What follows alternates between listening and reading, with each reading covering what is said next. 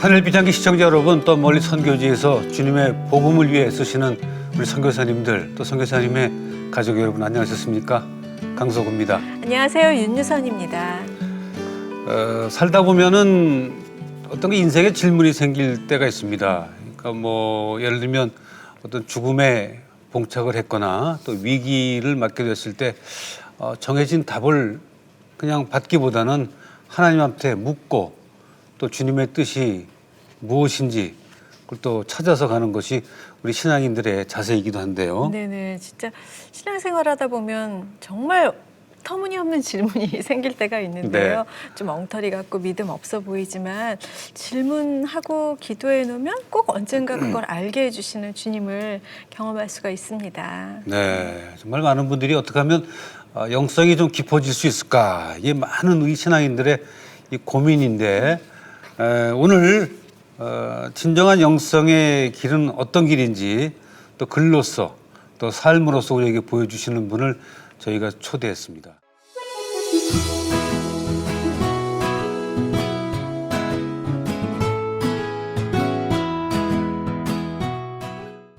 목사님 반갑습니다. 네, 안녕하세요. 감사합니다.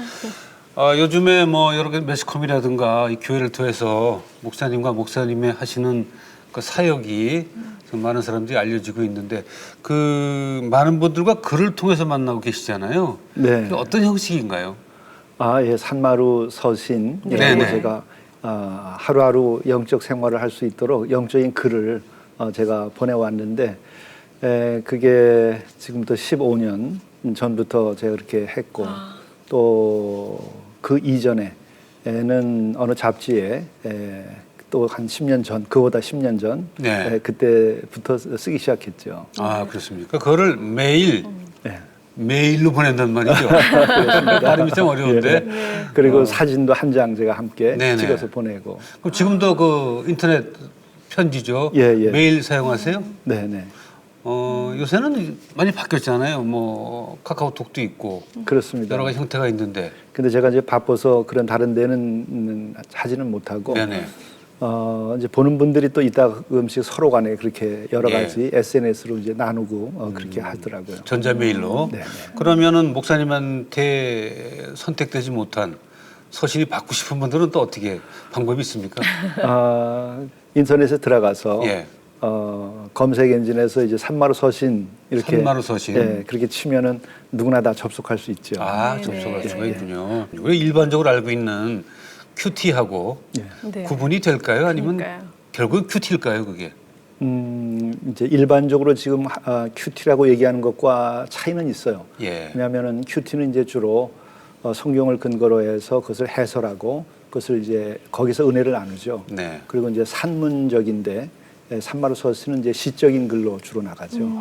이제 가끔 일주일에 한 번 정도는 그렇게 산문의 이야기들도 이제 내고 네. 또 하루 있었던 좋은 이야기들, 제가 경험했었던 또 아픈 이야기들 이제 그런 것들은 이제 산문 형태로 쓰지만 그 외의 것들은 이제 시적인 것으로 쓰죠. 그래요. 궁금한데 그 받게 되는 분들은 어떻게 선정하셨어요? 아니요, 제가 처음에는 서너 명 예. 그렇게 가까운 이들끼리 나누고 또 그 다음에 이제 그분들이 서로 또 나누고 네. 그리고 또 제가 이제 만나는 이들에게 이제 친구가 되니까 그 글을 보내고 이제 그렇게 해서 이게 이제 커졌어요. 예. 그리고 이제 제가 또 영성 운동을 21세기에 좀 해야 되겠다는 생각을 가지고 이제 그걸 시작을 한 거거든요. 네. 우리가 세상에 와서 가장 가치 있는 일이 뭘까? 결국 이제 예수께서도 말씀하신 것처럼 사랑이죠. 네. 근데 사랑이라고 하는 것은 만남이고 네. 또 진정한 만남이죠. 그리고 진정한 만남에 있어서 가장 진정성이 있고 또 우리가 영적으로 높은 이런 만남이라고 한다면은 그 영혼의 만남이라 생각해요. 그래서 이제 생을 살아가면서 우리가 이 생은 하나의 여정이다 이렇게 이제 생각을 하잖아요. 네네. 그리고 누구는 이제 길동무 이렇게 얘기하면서 인생을 가면서 그런 길동무를 만나는 게 참 소중한 거다. 네. 근데 저는 이제 그것을 영혼의 벗이라고 이렇게 표현을 하는데 예.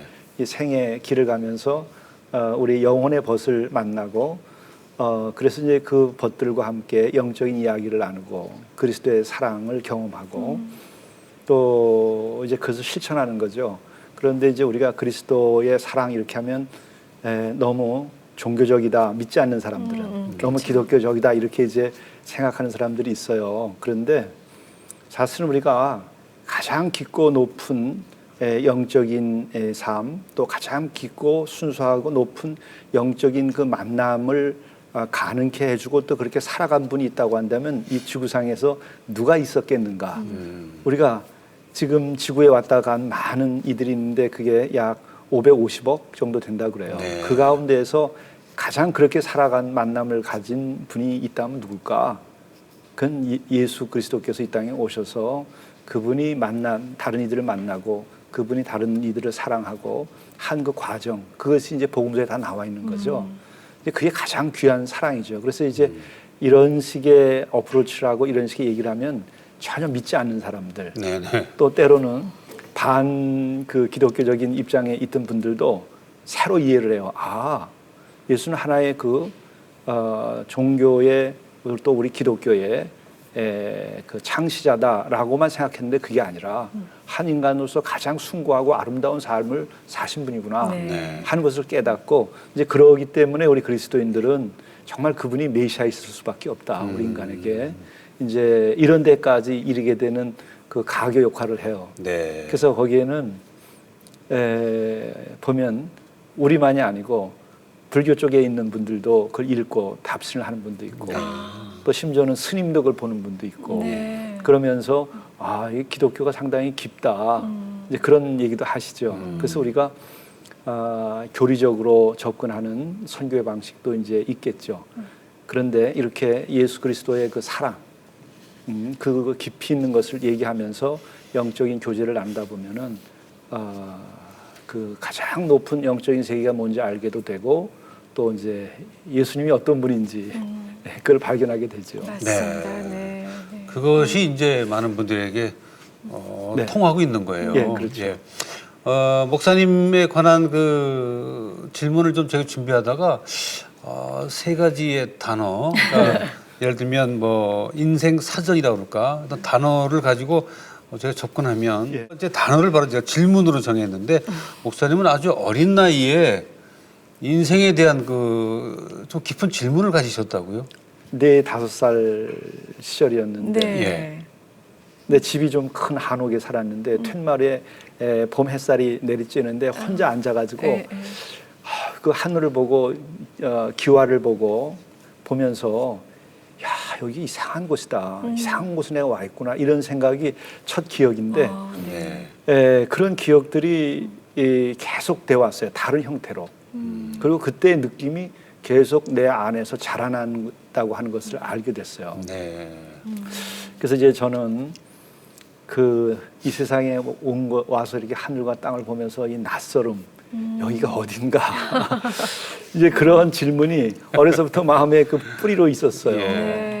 근데 그 질문이 오늘의 내가 되는 데까지 작용한 것이 아닌가. 그런 질문이 뭐가 있는지 한번 생각해 보시면 네. 자신의 영적인 길, 또 하나님께서 나를 어떻게 쓰시려고 하는가 하는 것에 대한 질문을 가질 때에 도움을 주는 수가 많이 있어요. 네. 네. 그럼 목사님 그 질문에 답을 찾기 위해서 특별히 어떤 아니죠. 어린 시절에는 노력을 이제 그게 뭔지도 하셨을까요? 모르고 예. 막연히. 낯설음이라는 표현도 할 줄 모르면서 네. 뭔가 그 가슴 아린 그리고 참 그 신기한 곳에 이상한 곳에 이런 데 와 있다는 그 생각 네. 그것을 이제 낯설음이라고 저는 표현을 했어요. 이제 그렇게 했는데 이게 또 결정적으로 이게 더 어떤 아픔과 고통 이런 것으로 또 갑자기 더 당하게 된 것은 제가 12살 시절이었는데 아버님이 네. 갑자기 세상을 떠나신 거예요. 아이고. 예. 뇌혈로 아침에 쓰러지셔서 낮에 네. 떠나신 아, 거예요. 네, 네. 그러니까 어린 시절에 그 충격이 얼마나 크겠어요. 그렇죠. 그러니까 여기에 있던 분이 사라져 버리시는 거죠. 그리고 그 깊은 아버지와의 그 밀착된 관계가 끊어져 나가고, 그러니까 여기 있는다고 하는 것이 굉장히 불안해지고, 관계가 이렇게 끊어지고 아픔이 오고 이별하고 해체가 되니까, 정말 이 이상한 이런 곳에 내가 와서 이렇게 살아가야 되는 건가? 네. 우리 산다고 하는 이런 일들 또 이렇게 살아가는 이 세상이라는 것이 이게 참 감당하기 어려운 세상이구나. 네네. 어떻게 이런 데를 내가 와서 이렇게 살아가야만 되는 건가? 그리고서 5년 후에 제가 고등학교 3학년이 되는데 어머니가 또 그렇게 다 두고 떠나시게 되는 거예요. 그 아버님 떠나시고 굉장히 어머니도 상실감이 컸죠. 네. 굉장히 이제 부유하고 훌륭한 그 삶의 조건에서 좀 컸어요. 네. 그랬는데 어머니가 세상 모르고 있다가 혼자서 이제 자식들 다 책임지고 이거 하려니까 얼마나 어렵겠어요. 그러시죠. 예. 그래서 이제 어머니가 정말 마음에 병을 앓고 몸의 병을 앓아서 갑자기 한 3개월 만에 떠나시게 된 거예요. 아이고, 예. 이제 그 과정에서 정말 우리가 산다고 하는 이것이 뭘 의미하는 건가? 이게 정말 우리가 살아가야 되는 건가? 그런 근본적인 질문을 가진 거죠. 네. 그래서 이제 그런 것을 우리가 나중에 이제 언어적으로 이제 표현을 하게 됐지만은 존재론적인 질문이고 또 그런 것들이 이제 인간 실존에 대한 어떤 자각, 이제 이런 경험이라고들 이제 얘기하는 거죠. 네, 근데 그때는 몸으로 겪는 거고 마음으로 겪는 거고 생으로 겪으니까 이게 감당하기 어려운 거예요. 그러네요. 네. 안 그래도 예민한 시기인데. 그렇죠. 예. 그러니까 이게 보니까 어려서부터 이게 쭉 이어온 거예요. 그러니까 심각한 허무주의에도 빠지게 되고 뭐 그러네요. 여러 가지. 네. 그때도 이제 쇼펜하우 책도 읽기도 하고 성경도 읽기도 하고 이제 왔다 갔다 하는 거죠. 그때는 교회 안 다닐 때였어요, 그러면? 아니요, 교회를 다닐 다녔는데도 때였는데도. 그냥 교회에 다닌다고 하는 것이 그렇게 깊은 문제에 대해서 이야기를 해주고 대답을 해주고 있지는 않잖아요. 네네. 그래서 이제 그때 그런 아픔, 어머니 죽음을 이제 겪으면서 그 과정에서 이제 목사님이 잘 돌봐주신 거죠. 그래서 이런 고통을 얘기하고 하니까는 신학교 가면 그 답을 얻는다고 그러시더라고요. 네. 그러니까 뭐 얼마나 그 마음에 빛이 들어오고 희망이 싹 트겠어요. 네. 그래서 신학교 가는 날만 손꼽아 기다리는 거예요. 6개월을. 그래서 신학교 가면은 이제 이 지금까지의 아픔이 다 해결되고 내가 살 수 있겠다. 그래서 신학교를 이제 갔는데 네. 3개월 만에 불행하게도 그냥 신학교에서 나와버렸어요. 왜요? 신학교 가니까 그런 것에 대해 답을 해주는 게 아니고 성경을 공부해도 뭐 JEDP에서 성서를 문서로 보고 문서 비평을 하고 그런 거죠. 성서 학문적으로. 예. 네. 그러니까는 성서 자체의 의미와 내용을 취급하는 것이 아니고 성서가 어떻게 문서로 만들어졌는가라고 하는 그 인문학적인 혹은 어떤 사회적 배경에서 만들어졌는가 하는 그 경제 사회적 정치적인 배경을 공부하고 분석을 하니까 네. 네. 이 살아있는 의미와 내용이 이 취급되지 않으니까 나는 못 견디겠는 거예요. 그러니까 막 공부도 안 되고 성경 시험을 봐도 이게 볼 수가 없는 거예요. 막 거부감이 생겨서. 네. 어허. 그러니까 다시 좌절을 하고서 그냥 날개가 부러진 새처럼 신학교를 이제 그만두고 나온 경험이 있어요. 예. 네. 근데 그렇게 고통스러웠어요. 절망적이었고. 어떻게 그만두시고 그럼 어떻게 하셨어요? 근데 이제 이런 것은 참 영적인 고백일 수밖에 없는 건데 제가 그만두고 이제 나왔는데 제가 어린 시절에 교회에 갔다가 예배를 드리면서 굉장히 경건하고 거룩한 느낌을 받고 은혜를 받고 나온 일이 있어요. 네. 뭐 언어로는 표현할 줄 모르지만 그런 감동이 그날 그런데 꿈을 꿨었더라고요. 끝부분만 얘기 드리면은 이렇게 산이 있는데 산 뒤에 동이 트는 것처럼 빛이 올라오더라고요. 네. 네. 그런데 거기에 예수님이 하얀 도포를 입고 승천을 하시는데 보니까는 거기에 나상으로 누가 죽어서 안겨 있더라고요. 그러니까 보니까 나예요. 네. 그리고 또 그 앞에서 머리 깎고 있었던 깎고 이제 학교 막 고등학교 이제 그 학창 시절에 내가 엎드려서 거기서 막 기도를 하고 있고 그 장면을 봤는데 그걸 까맣게 잊어먹고 있었어요. 그런데 신학교 그만두고 나와서 마음에 다시 고통이 시작되니까 그 장면이 자꾸 떠오르는 거예요. 네. 까맣게 잊어먹었던 거를. 네네. 그러니까 뭐 어떻게 할 수가 없어요. 그래서 이제 그 이듬해 다시 신학교를 찾아가게 되는 계기도 되죠.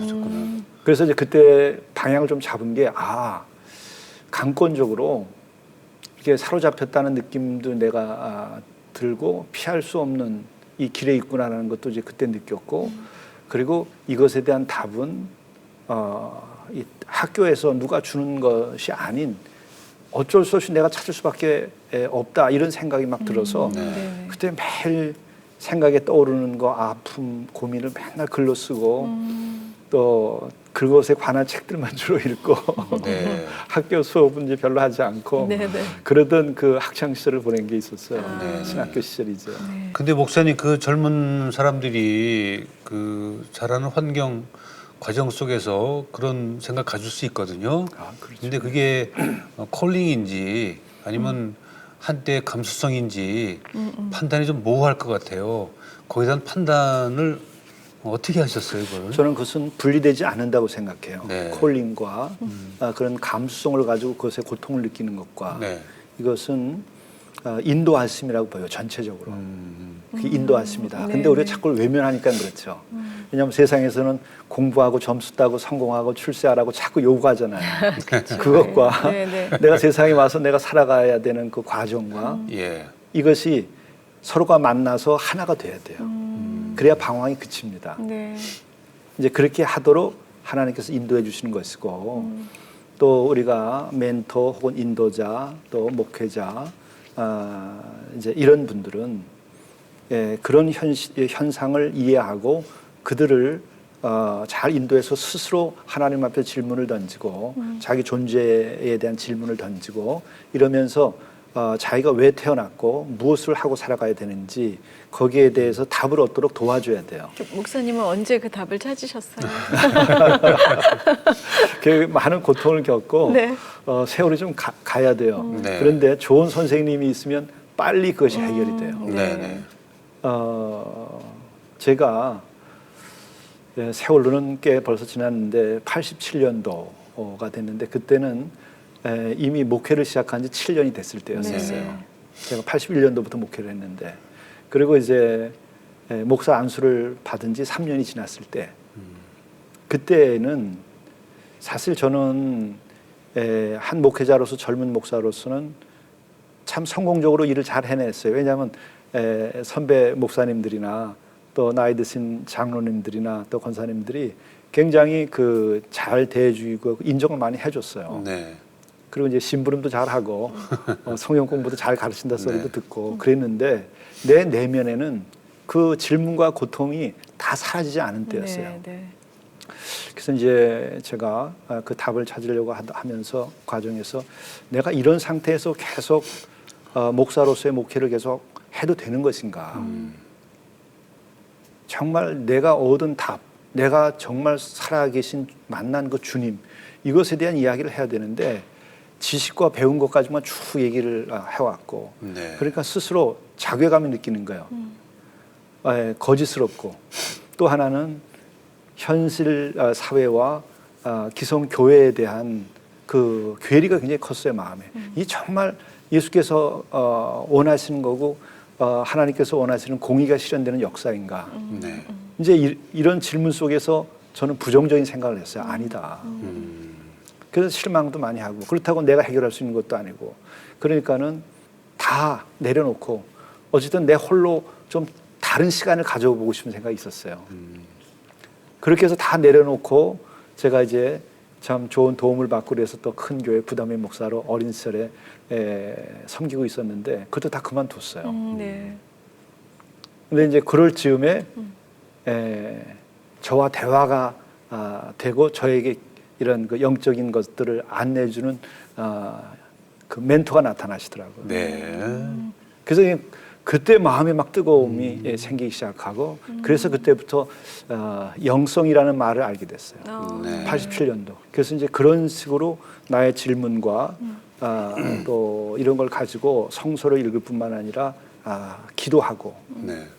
또 이제 수련을 하고 그리고 또 그런 영성가들의 글들을 읽고 네. 이렇게 하니까 나와 같은 고통과 아픔을 겪었었던 이미 앞선 그 영성가들 그런 영혼들이 있었더라고요. 네. 그냥 그게 굉장한 위로가 되는 거예요. 네. 내가 현실 부정화도 아니고 내가 그냥 문제덩어리만이 아니라 이게 가치 있는 것이로구나.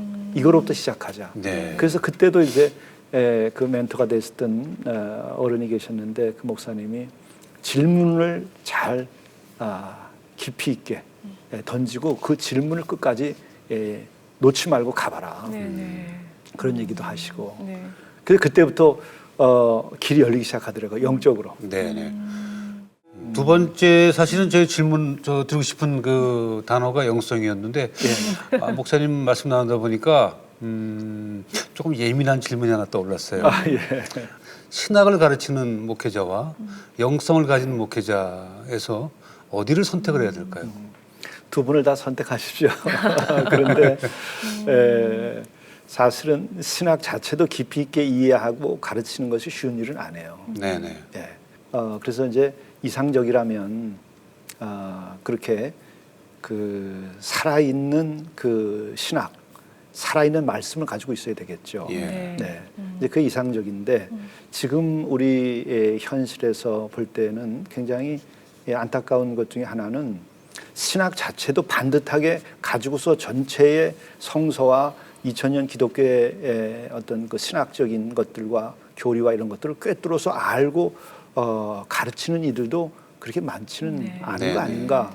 왜냐하면 그 자체를 우리가 다 알기도 쉽지 않거든요.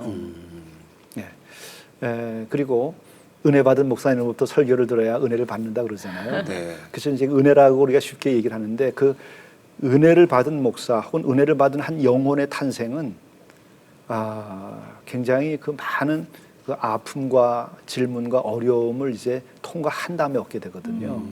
예, 그래서 저 역시도 뭐 긴 시간을 거쳤고 그랬는데 이제 그 점에 대해서 제가 이제 영성에 관한 질문도 하셨으니까 그 교역자든지 혹은 교우든지 다 상관없이 한 영혼을 가진 이들에게 있어서 그렇게 살아있는 영적인 삶을 살려면은 아까 이 말씀드린 것처럼 이제 생의 그 깊은 존재론적인 질문이 있어야 됩니다. 우리가 어떻게 하면 무엇을 먹을까, 무엇을 입을까 이게 아니고 정말 이 한 목숨이 이 하늘 아래 내가 태어났는데 도대체 이게 뭐냐, 무슨 일이냐. 그렇다면 내가 나를 지으신 분은 도대체 누구냐, 그런 분이 정말 있는 것인가. 그래서 정말 숨어 계신 분 좀 나와 보시라. 네, 맞아요. 제가 뵙고 싶습니다. 네. 이제 그런 질문과 요구를 갖는 게 이제 필요하죠. 네. 그런데 그런 질문이 생기는 이제 과정에서 우리가 공간적으로 표현하면은 광야라고 하는 것이 있어야 돼, 인생에. 예. 우리가 도시에 살고 아파트에 살고 좋은 환경 속에 살고 있었어도 그 마음 속에 삶의 현실에서는 광야 같은 어떤 상황이 벌어지죠. 이스라엘 백성들도 광야를 통해서 가나안에 들어가고 그렇죠. 광야를 통해서 비로소 살아계신 하나님을 만나고 광야에서 하나님과 그 종살이하던 히브리 이스라엘의 그 백성들이 계약을 맺고 하나님의 백성이 되잖아요. 네. 거기서 하나님의 말씀도 받게 되고, 그러니까 우리의 생애에서도 그 광야의 공간이 있는데 우린 자꾸 행복과 성공이라고 하는 것에 쫓겨가지고 그 광야를 자꾸 없이 넘어가려고 그래요. 가나안으로. 근데 그러한 것은 하나님께서 인도하시고 원하시는 것이 아니에요. 고난도 아니요. 고난에 더 의미가 있어요. 그걸 통해서 하나님이 계시하는 게 있거든요. 성공해야 되고 이겨야 되고 행복해야 되니까 버리자. 이것은 광야 없는 이스라엘 백성의 탄생을 원하는 것 같은 거거든요. 필요한 일이 아닌 거죠. 십자가 없이 부활과 영생이 안 주어지잖아요. 그렇죠. 그러니까 그것을 피하지 말아라. 네. 절대로 그것이 인생의 낭비가 아니고 그것이 하나님이 버렸기 때문이 아니다. 그걸 나중에 이제 알게 되는 거예요. 하나님께서 그걸 통해서 나를 사랑하셨구나. 네. 나중에 이제 그걸 알고 굉장히 감사하고. 그렇죠. 지금은 제가 이제 목회하면서도 저는 성공해도 좋고 실패해도 좋고 이것은 이건 너머에 더 귀한 것이 있다. 그건 이제 하나님과의 동행, 그리고 영적인 그 벗들이 있어서 함께 이 생을 진리와 사랑을 나누면서 살면은 된다. 네. 근데 이제 그것이 노숙인이어도 좋고 또 정말 그냥 고관대작의 이런 대단한 분들이어도 좋고 또 뭐 많은 지식을 가진 분이어도 좋고, 근데 그것은 사실은 껍데기죠. 그 모든 것은 지식도 한 영혼의 진실을 가지고 있는 그들과 그 영적 교제, 영혼의 벗이 되어서 함께 그것을 나누는 게 중요한 거죠. 네. 그게 이제 사랑의 교제라고 우리가 이제 하는 얘기인데 네. 우리가 그 사랑의 교제라는 말이 본래의 의미를 너무 상실한 것 같아요. 목사님, 지금 방송 보시는 분들 중에 네. 영성에 대한 개념이 저도 물론 마찬가지고 약간 흔들리거든요, 지금. 네. 내가 영성이 있는 사람인지 없는 사람인지 구분하는 방법이 있을까요? 이미 말씀드린 것처럼 내가 여기 왜 와 있는가 네. 그것에 대한 질문을 가지고 있고 또 내가 살면서 이런 고생을 하고 고통을 받을 때에 이게 도대체 무슨 의미가 있는가 이런 질문을 가지고 있다면 그분은 영혼이 살아있기 때문에 네, 네. 그래서 영성이 있다고 말할 수 있죠. 이렇게 해서 자기 존재에 대한 질문을 가지게 되면은 대부분이 유신론자들이 돼요. 어떤 초월적인 존재를 그리워하게 되거든요. 네, 네. 그때 유신론자지 그가 그 살아계신 하나님을 아직 만나지 않았고 네. 또 그가 우리의 참 하나님을 만나지 아니한 상태이기 때문에 네. 유신론자이지만 크리스천이라고 말할 수는 없어요. 누군가는 있다. 그렇죠. 그렇게 그런 하는 정도죠. 거죠. 예, 예. 네. 그런데 구약 성경의 광야에서 보게 되면 내가 너의 하나님이 되겠다 이렇게 얘기하시거든요. 예. 구체적으로 또 인격적으로 만나버리는 거예요. 내가 영적으로 깨어 있어서 어떤 그 초월적인 존재를 향하여 있는 걸 넘어서서 그분 숨어 계셨던 그분이 나타나 주시는 거죠. 내가 너의 하나님이시다. 너의 하나님이 되겠다. 네. 내가 너의 하나님이다. 내가 너희들을 광야에서 이끌어낸 바로 그 야훼 여호와 하나님이다. 이렇게 딱 얘기를 해주시거든요. 그러니까 광야의 과정이나 질문의 과정을 겪고 고난의 과정을 겪은 다음에 정말 그 어떤 인격적 존재와의 만남이 있을 때 여기서 자유로워져요. 이걸 벗어날 수 있어요. 그럴 때 그분의 품에 안기기 때문에 그런 거죠. 세상의 문제가 아무것도 해결이 안 돼도 네. 그분을 만나는 것 자체에서 해결이 돼요. 네. 그렇죠. 예, 모든 상황을 넘어설 수 있으니까. 맞아요. 예. 물론 그런 걸 경험한 다음에도 자꾸 위기를 겪고 그러니까요. 힘들잖아요. 그러나 다시 기도하고 무릎 꿇고 하나님 앞에 서면은 그 힘이 솟는 거예요. 다시 네, 네. 세상을 이기는. 그래서 이렇게 구약과 신약이 이르는 모든 과정이 이런 영적인 길이고 또 예수께 이르는 길이고 또 마침내는 그런 그 세상에서 빼앗아갈 수 없는 그 절대적 평안. 네, 네. 네. 그리고 세상 끝날까지도 함께 하시는 그 주님과의 동행. 그리고 영원한 나라에 대한 소망 이런 것들에 이제 사로잡히게 되죠. 이제 그런 경험이 그 과정에서 이제 있었기 때문에 지금 이제 좀 자유롭게 되고 네. 지금 이제 정말 하나님께 감사하고 또 그런 면에서 이제 제가 어려운 이웃들 중에 노수인들이 찾아온 경우에도 네. 그분들과서 만남을 계속 하는 것이 그런 이유 때문에 하는 거예요. 그분들도 다 광야에 그 헤매이던 이스라엘 백성과 뭐 네네. 마찬가지죠. 네. 목사님 어떻게 그 노숙인 사역을 하시게 되셨나요? 그분들이 찾아오셨어요? 네.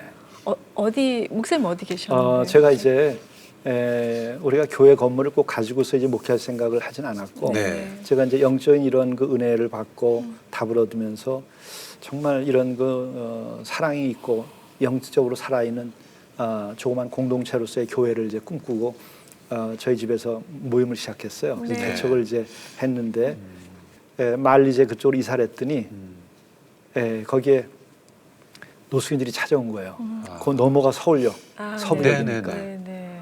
그 이제 서너 명이 오셨어요. 그 다음에 또 7, 8명이 오시고 이제 그분들을 아침에 저희들이 같이 먹는 이제 빵도 나누고 커피도 같이 나누고 또 이제 교우들이 또 참 좋은 분들이라서 교우들이 이제 그분들도 대접하고 그러니까 늘기 시작하는 거예요. 네, 네. 하나님 보내주셨다 생각하고 이제 사랑의 마음으로 했죠. 네, 네. 이제 그렇게 하게 되니까는 이제 이분들이 계속 나왔고 네. 그리고 이제 또 이분들과 함께하다 보니까는 이 보통 일이 아니에요. 스스로 일어서게 해야 네, 되겠더라고요. 그렇죠. 서울역에 가서 도와주는 것도 중요하지만 거기서 나오게 하는 일이 더 중요해요. 맞아요. 예, 예. 그리고 또 이분들과 같이 하다 보니까는 우선 자립할 수 있는 그 기반을 만들어줘야 되겠더라고요. 그래서 이제 제가 사랑의 농장이라고 이름을 이제 붙였죠. 이렇게 저 네네. 북악산 뒤에 있는 골짜기에 그 농업 폐기물이 잔뜩 쌓여 있는 골짜기였는데 그것을 제가 이제 글 쓰고 기도하려고 빌렸던 자리였는데 네. 이분들이 오길래 같이 일하자 그랬죠. 아, 농장을. 예, 이제 그렇게 시작을 했어요. 네. 이제 그러다가 보니까는 거기서 이제 가능성 있는 분들은 아예 공동 생활을 해서 네. 공동체를 만들어 가지고 같이 일하면서 농사지어서 자립할 수 있게 이제 해야 되겠다. 네. 그래서 그 이제 기도를 하고 있었는데 또 아는 권사님 네 분이 또 12,000평터가 있다고 목사님 저 이런 일 언제까지 하나 봤더니 못 말리겠다고 그거 쓰라고 그러시더라고. 그래서 이제 거기서 7년 해로 7년. 제가 근데 그걸 하다 보니까 역시 중요한 것은 빵의 문제가 아니에요. 아, 그래요? 말씀이 중요한 거예요. 빵만으로는 안 돼. 그래서 같이 친해지고 농사짓고 이렇게 하면서도 말씀으로 변화되기 전에는요. 예. 그 생활에서 완전히 벗어나지지 않아요. 그래서 제가 예배에 대해서 새롭게 생각을 하고 네. 예배에 더 중점을 두고 전체를 이제 함께 하면서도 예배를 중시했어요. 그 지금은 그 예배가 은혜스러워요. 냄새가 조금 나긴 하지만 처음보다는 한 10분의 1밖에 안 나고 네. 그래서 저는 예배에서 하나님의 백성으로 대하는 거죠. 노수자가 아니고. 네. 네. 여러분들은 노숙인들이 아닙니다. 네. 여기 예배의 자리고 하나님이 임재하고 계시고 내가 목사이기 때문에 여러분 하나님의 백성으로 불림받은 것이다. 네. 그래서 그렇게 상대를 하고 계속 설교를 하니까 이분들이 노숙인으로서의 입장보다는 내가 성도로서 네. 하나님의 백성으로서의 입장을 가지기 시작하니까요. 네. 네. 이제는 예배드리러 오는 분이 더 많아요. 네. 예. 거기에 은혜 사건이 있고 치유의 역사가 일어나고 그러니까 이제 그분들 중에서 집사님도 나오고 네. 네, 저희 교회는 아무나 집사들이지 않거든요. 네, 뭐 다른 네. 교회 다 그렇지만은 그래서 그분들이 두 분이 치유의 은사로 정말 서울역에서 저분은 언제 돌아가시나 하던 이런 분이었는데 완전히 새로 와주셨어요. 네. 또 어떤 분은 열심히 농사를 져서 팔이 마비가 오고 그래서 이제 메디컬 센터에서 6개월씩 치료를 받아도 안 낫고 수술해야 되는 네네. 상황에서 기도했는데 또 나아버렸어요. 그러니까 이분들이 목사님 말이 맞다. 나는 하나님의 택하심을 받은 사람이다. 난 하나님의 백성이다. 네. 그러면서 이제 주의 일을 더 귀하게 생각하고 그분들이 이제 이분들을 돕죠. 아, 그래서 우리 교회 집사님으로. 그러니까 뭐 생각해 보면 인생에 실패 안 해본 사람이 있겠어요? 다 마음의 노숙자와 같이 노숙인이 아니어도 그런 처지의 상태, 마음을 가진 분들도 있잖아요. 네. 근데 이분들도 그런 경우죠. 이제 뭐 완전히 성도로서 또 교회 집사님으로서 섬기기 때문에 제가 이제 고생을 좀 덜 하게 됐습니다. 네. 많은 분들이 이제 동참을 하는 것 같은데 목사님 앞으로의 그분들과의 계획이라든가 꼭 하고 싶은 일이 더 있으세요? 예, 이제는 길은 다 이렇게 인도해 주신 대로 이제 가면 될 것 같아요. 예. 그래서 지금같이 그분들 하나님의 백성으로 여기고 그분들도 똑같은 영적인 영혼의 벗으로 생각하고 계속 가야 되는데 이제 이분들을 또 돕는 게 필요해요. 하나님의 백성들이 될 때에 하나님께서 성결법을 주셨어요. 광야에서 네. 깨끗해야 된다는 거예요. 영과 육을 다 깨끗하게 네. 해야 된다는 네. 이제 성결법을 주신 거예요. 저는 그런 면에서 목욕 시설을 만들어서 예. 이분들 씻고 이렇게 생활하게 하고 그리고 저는 이분들과 더불어서 영적인 공동체를 지금 만들어가고 있어요. 그래서 거기는 기독교 역사에서 보게 되면 이제 수도원의 형태가 그런데 네. 거기서 같이 농사도 짓고 공동생활도 하고 네. 거기서 기도 생활하고 또 거기서 나오는 걸로 자립할 뿐만 아니라 또 어려운 이분들을 돕고 네. 근데 이제 그것이 우선은 올해 들어서는 이제 봉평에 한 10,000평 정도의 터가 농사를 지을 수 있는 걸 또 교우 한 분이 네. 제 것은 아니지만 제공을 이렇게 했어요.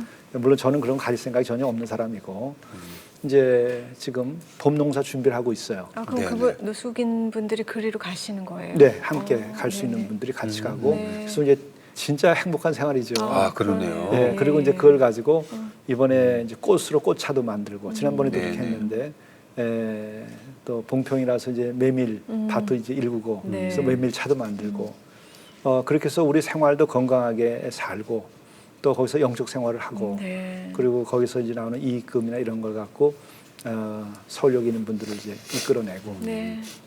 그리고 이제 그것뿐만 아니라 그 자리에는 또 지식인들이나 또 성도들이 문화예술 공간을 같이 하려고 그래요. 네. 그래서 여기서 미술관, 음악당 이런 거를 조그만 채플이 있으면 되니까 네. 이제 거기에서 교회 음악을 연주하고 같이 일도 하고 앞으로 이제 그런 시대가 열릴 겁니다. 네.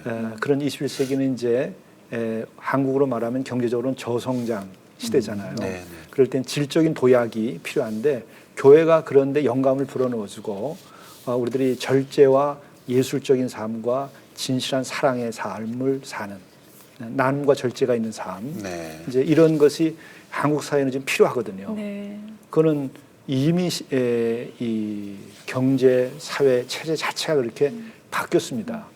이제 이걸 교회가 영적으로 이끌어야 되겠죠. 그리고 또 하나는 우리가 가진 자나 못 가진 자나 배운 자나 못 배운 자나 영적인 면에서는 다 비슷합니다. 이제 그래서 영적인 교제가 중요한 것이고 네.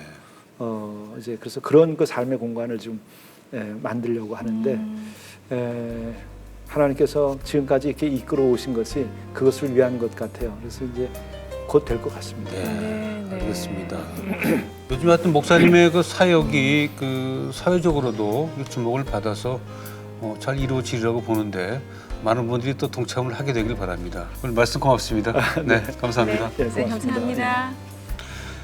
요즘에는 사실 영성에 대한 얘기는 좀 많이 하지만 영성이 과연 내가 영성이 있는 사람인가 하는 고민은 묵상을 좀 많이 하셔야 될 것 같은데 결국은 영성은 사랑으로 귀결이 된다 네. 하는 것이 오늘 목사님의 말씀이었습니다. 네, 하나님의 사랑 그게 정말 하나님 뜻에 순종하는 게 네. 아닐까 하는 생각이 드네요. 네, 오늘 목사님 말씀 많은 분들에게 큰 공감이 되셨으리라 생각합니다. 그렇습니다. 다음 시간에 또 뵙도록 하겠습니다. 고맙습니다. 감사합니다.